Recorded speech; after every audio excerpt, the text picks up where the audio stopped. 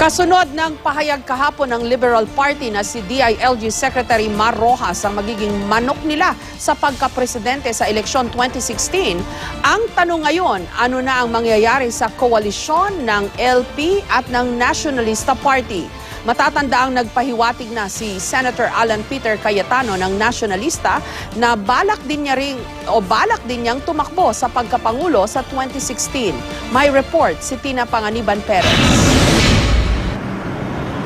2 taon pa bago ang susunod na presidential elections. Pero ngayon pa lang, mainit na ang issue. Lalo pa nang ihayag ng Liberal Party na si DILG Secretary Mar Rojas pa rin ang pinakamalakas nitong pambato. Wala.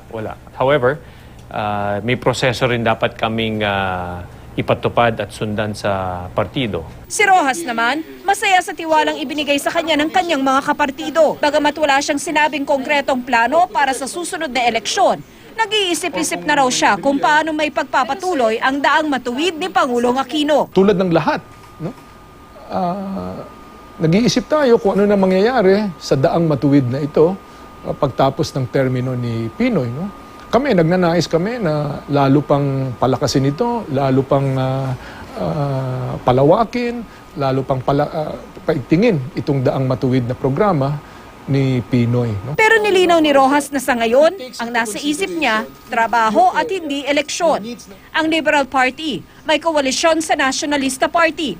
Partido ng isa ring naghahangad maging Pangulo, si Senador Alan Peter Cayetano. Nagpapasurvey na nga raw siya sa posible niyang pagtakbo kontra sa matutunog na standard bearer ng ibang partido. I think it's too early to predict kung sino magiging official standard bearer. Umaasa si Cayetano na magiging patas ang proseso ng pagpili kung sino ang kandidato ng kanilang koalisyon. Pero kung LP raw ang solong magdedesisyon, baka raw magkanya-kanya na lang sila. Si Vice President Judge Barbinay naman, dati na ring nagdeklara ng intensyong tumakbong Pangulo sa 2016. Nababanggit din ang mga pangalan ni na Senador Bong Revilla para sa Partidong Lakas at Senador Bongbong Marcos para sa KBL. Ayon sa isang political analyst, ang maagang deklarasyon ng intensyong tumakbo makakatulong sa mga botante at sa kandidatong naghahanap ng pondo. If you float your name early, then it forces those who have the resources to consider you. If you do it too late, it is possible that they might have committed to somebody else. Tina Panganiban Perez, GMA News.